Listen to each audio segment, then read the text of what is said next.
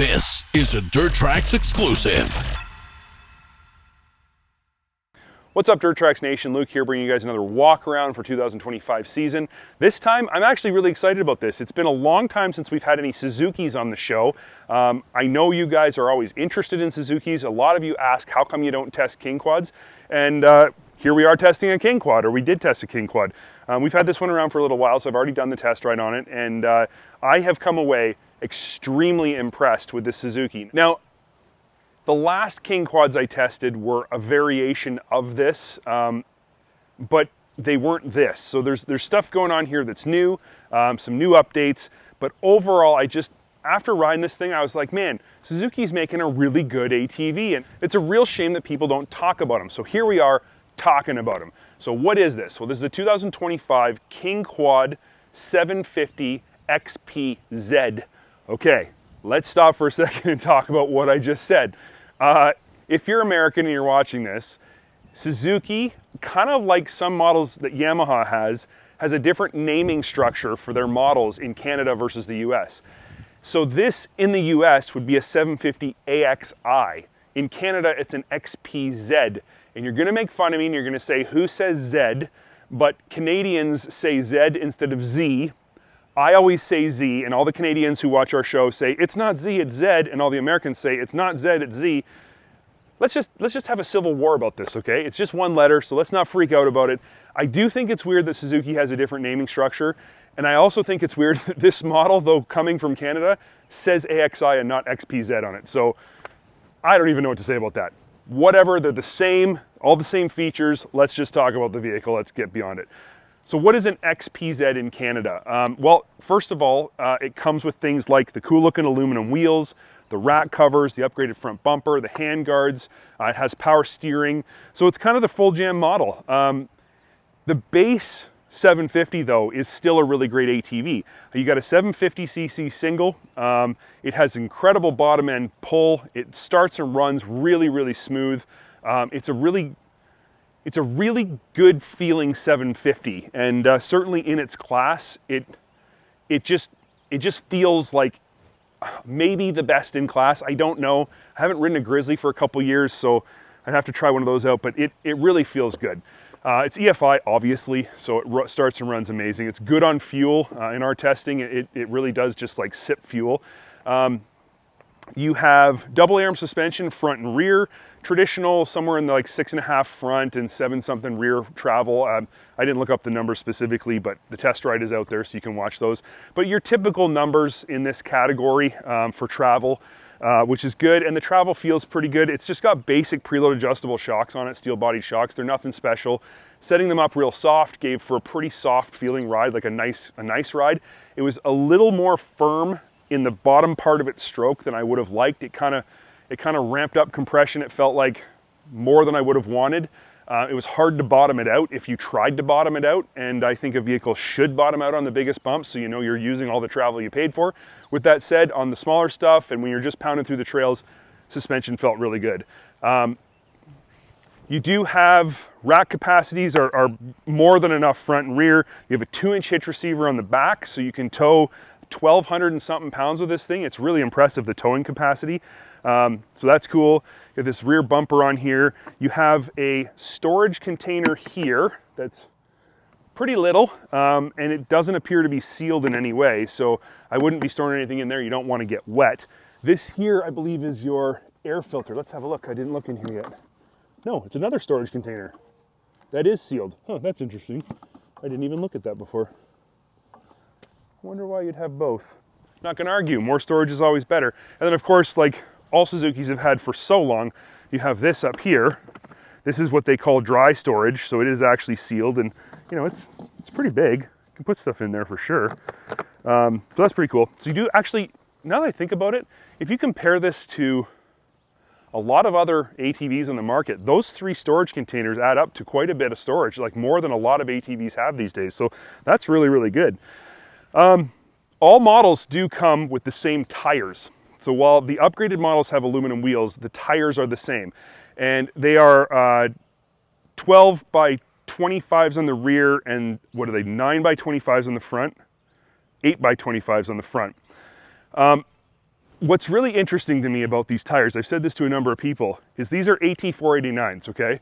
These tires have been around probably as long as I have. This was the tire that was spec'd on all Polaris Sportsman models for decades. They are a really good tire. I mean, yeah, it's not a 27, it's not some kind of crazy like knobby tire setup, but these things will go almost anywhere. They have a really good lifespan, they wear really well. They're fairly durable. It's not like they're a 6-ply or anything like that, but they're a good tire. They're not expensive, so if you damage one, replacing it is really easy. It was just kind of funny to me to see the Carlisle 489s, AT489s on here. I haven't seen them on an ATV in so long, and it was kind of a throwback, and it made me remember just how good this tire has always been. So while it's not flashy, it's not impressive, it is a solid tire for an ATV like this. When you move up to the XPZ, you get these rack covers. So you have steel racks, and they are the same steel racks that are on the lower end models. Underneath this cover, the cover is clamped on in a lot of locations, it ain't coming off. You can take these bolts out and just take the rack cover off if you prefer.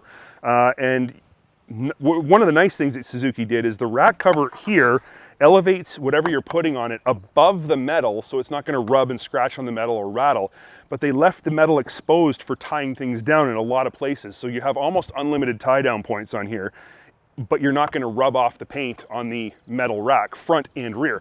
That's a really smart way to do things. I like that. You know, if you think about it, if you were to damage this, let's say you were to bump into something or had an issue, and you broke the rack cover and bent the rack, if you had a full plastic rack like what's on so many other ATVs these days, you have to replace the whole rack, and those can be hugely expensive because oftentimes they're integrated parts with other things on the ATV. In this case, there's a very strong likelihood you could bend the metal part back and just replace this cover, which is available as an accessory from Suzuki for the lower end models. And I don't think it costs more than like 100, 150 bucks Canadian. So for US guys, it's like, you know, 80 bucks. So that's pretty cool. If you're the kind of person who's worried about longevity, durability, not having to replace expensive parts for just small mishaps, that's something that's really neat about that. This model has a winch on it. It doesn't come with a winch from the factory. That was something Suzuki installed on their own. So just be aware of that. It is prepped for a winch, it's all there, but it is not something that is included in the price when you buy this unit. I do want to point something out though, and this is something I don't think I've ever seen before. Maybe this is common knowledge and I'm just not paying attention, but this winch has a remote plug on the side of it. Up here on an ATV. I see remote plugs on side-by-sides for winches all the time. I don't think I've ever seen one on an ATV before, but I think that's really cool. You could have your remote, you know, be towing your vehicle out, whatever, and be safe from the cable snapping and hitting you, which is always the reason you got to be so careful winching when you're in line with the cable. Let's talk about some specs. Okay, so this has the Quadmatic CVT, which is a constant mesh CVT. Known for really high durability for the belt, protecting the belt, keeping the belt safe from excess wear or damage. Suzuki does a great job with that. They've always done that. It's something that this unit has been famous for years, and it works excellent. It has a high-low neutral reverse transmission here that shifts buttery smooth. I would say the gates are really aggressive, but the shifting is smooth. So once you get used to the gates, it's not a big deal. Your parking brake is here on the lever. You do have split lever braking with a rear foot auxiliary lever on the right side. So that's something that's different than most other models in this class.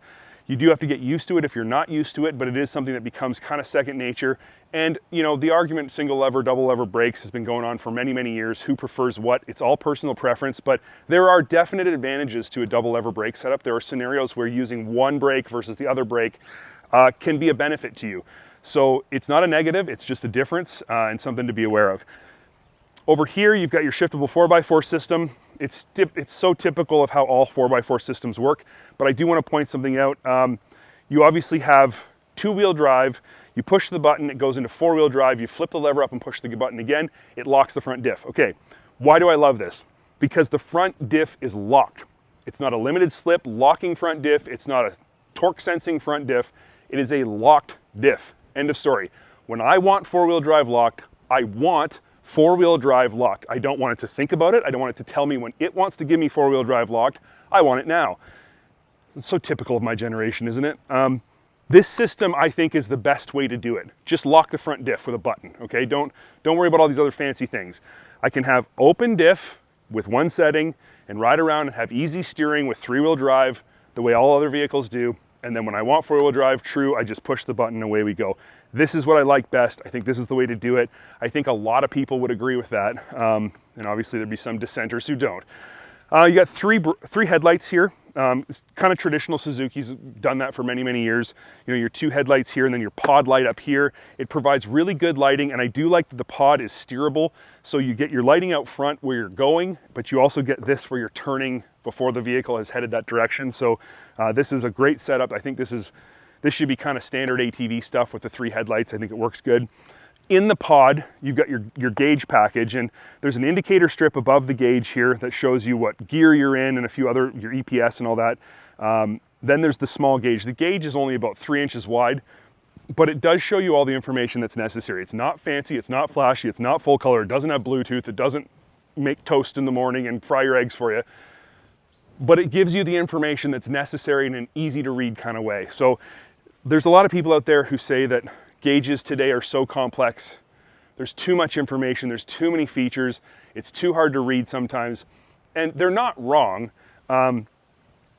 Being distracted by your gauge means that you are looking at your gauge. So if that's you doing that, that's not the gauge's fault, that's your fault for staring at it.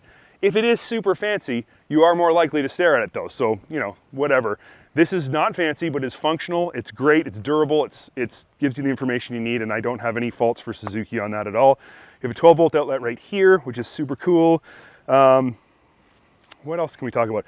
Now, if you're on the website, Suzuki calls these knuckle guards, and I had to figure out what that meant because I thought knuckle guards were for down there, but apparently these are knuckle guards. How it protects your knuckles without protecting your hands, I don't know, because my knuckles are on my hands, but we call them hand guards, and that's what I'm going to refer to them as. It's nice that they're included. Not all ATVs come with them. They're just plastic, but they seem to be very flexible, so they wouldn't get damaged easily. And they do a great job of keeping, you know, rocks and beetles and tree branches and stuff off your hands when you're riding through the bush. So I think it's a really nice inclusion, and it doesn't have to, it's good proof that it doesn't have to be fancy, it just has to work. Suzuki's T-shaped seat. I really want to talk about this seat because this is a very, very good seat. Seating position wise, when I'm on this thing, I'm really comfortable. This is a really good seating position. It just is how I want to sit on an ATV. The seat is super soft. The seat is really wide. It's really soft. And I don't feel any of the plastic frame underneath. I'm thinking like a Polaris, the Sportsman 570, when we tested that. It had a really nice seat with really soft foam, but you could feel plastic of the seat base underneath when you were riding. This isn't like that. I spent a lot of time on this thing riding through bumpy terrain and riding fast. It is really comfortable. The raised foot pegs are metal, they're super aggressive. The floorboards are protective and yet drain water and mud really, really good.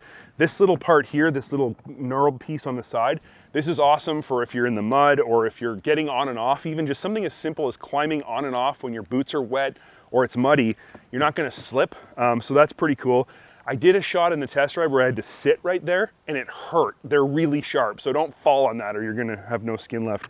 As far as looks go, I'm not a camo guy. I don't hunt, so I don't care too much for camo. But what I will say is that Suzuki doesn't charge you more for camo. It's the same price as all the other colors. There's a really cool kind of digital military-ish camo thing. The 500 that Mike tested has that color scheme, and this is available in that color. I think it's a sick color scheme. It's so nice. If you're into camo, if you're a hunter and you want camo, this looks great for that, and it doesn't cost you any more money. Competition, Suzuki's competition in this class, some of them charge you a pretty serious upcharge to go to camo. So it's nice to know that if you're just a guy who wants camo, you don't have to pay more for it. Again, this isn't the color I'd pick. I do like things like these little carbon fiber accents. You know, I mean, obviously these pieces aren't made of carbon fiber, but it's really good quality carbon fiber vinyl, and it looks really cool. I think it just adds, you know, a tiny bit of kind of class to it, makes it look premium. So that's neat. What else can we talk about here? You got your standard left-hand switch gear that's been around for, I think, 100 years. It's a century old, this switch gear. It works great. Your override, kill switch, start button, and headlights, it's all there. It all does what it's meant to do. throttle pulls light, so you don't have things like drive modes. So it only has one drive mode, and that is go. So that's kind of interesting. Some of its competition does offer drive modes. This one does not. It does have power steering, and that is good. I wouldn't buy one of these vehicles without power steering. The power steering is actually tuned really, really nicely for trail riding when you're out riding, slow speed, high speed. The power steering is tuned great. The only complaint I had about the power steering is when you're stopped, it stops working. So when the motor is running and you're stationary and you want to turn the handlebars, you don't have any assist, or the assist is very low. So if you're in a high traction environment and you're turning around somewhere, I know this sounds petty, but for us filming, we do a lot of turning around, and it kind of was like, became pretty obvious, like it was a little annoying. For most people, it's probably not a big deal, but I will mention it. That's the only thing about the power steering I would change, is to just have the power turned up a bit when you're not moving. Otherwise, it's tuned excellent. Again, I came away from this vehicle really impressed. I just didn't know what to expect because it had been so long since I've ridden one. I've ridden, you know, the Kawasaki. Obviously, we've ridden a lot of Yamahas. I've ridden the Can-Am. That is really its competition. If you look at the specs, it's 700 to 750 cc's, single cylinder, power steering equipped, 4x4 full-size ATVs. You really only have the brute force, you have the Can-Am, the Suzuki. You might say the Honda as a 680 is in there. They call it a 700 now, but it doesn't have power steering, so it really doesn't fit in with this. So the competition is not very wide in this class. And the Grizzly, sorry, of course the Grizzly. There's only really 3 competing models. And after riding all of them, I really like this one. I'd put this one right up near the top if it was mine. So anyway, that is my overall walk around review type deal on the Suzuki KingQuad 750 XPZ. Yeah, if you're shopping it for an ATV in this class, give it a serious look. Suzuki is coming back. They got a great product here. Their lineup is solid. They have models in all the most important categories, the 4, the 5, and the 750. And they're building a quality product. You know that Suzuki has legendary reliability. The KingQuad itself is infamous for its reliability and durability. So you know that you're getting a quality product here that's going to last, you know, longer than you are probably. That's a good thing too. Makes the value of the vehicle even higher. That's all I got to say. So if you enjoyed this video, click that like button. If you want to see more videos like this, make sure you subscribe to our channel. We have tons of stuff coming out this year. So many different reviews we're going to be doing. You don't want to miss any of those. And if you don't want to miss them when they first come out, turn the bell on. And you'll get a notification as soon as we upload new content, which is happening multiple times a week. Comment if you have anything to say about this vehicle or this walk around. We do try and read your comments, and we do try and respond to the ones that warrant a response. We ask you to be respectful, but also, you know, if you have suggestions or anything, or any other questions about it, make sure you ask. We love hearing from you guys. And that's it for me. So thanks for watching this review on Suzuki's 2025 KingQuad XPZ 750, and we'll see you on the next one.